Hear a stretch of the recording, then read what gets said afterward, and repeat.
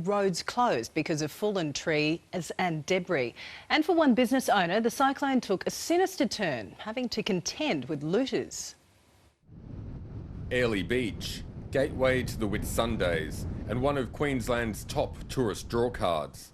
This morning, locals and visitors clearing roads and assessing the damage. We've walked in and our canopy is actually off, as you can see. We have an open bar now. Bar and backpackers owner Kim Davies faces damages totalling thousands of dollars and an expense she couldn't have anticipated. Looters. I think they've actually opened one of our flaps and pulled that up and actually got in and broken into one of the fridges and taken some alcohol. As far as alcohol, just over here, there's a whole lot of bottles missing too.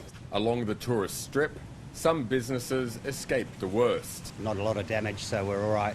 Just waiting for power to come back on and we'll be back in business, but probably not a couple of days for that. Visitors aren't sure what to do next or when they can leave.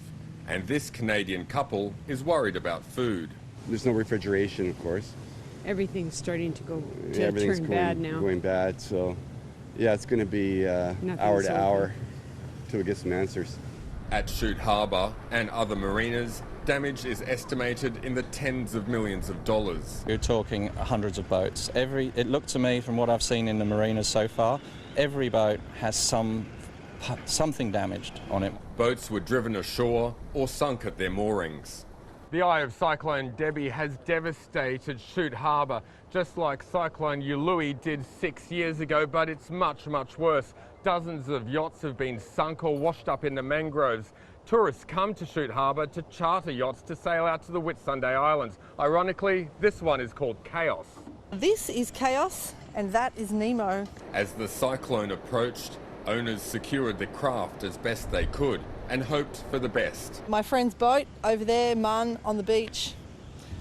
He lives aboard his boat, been on it for 22 years, Stewie, and he left it out on a mooring hoping that it'd be all right, but this is much, much worse than what we expected.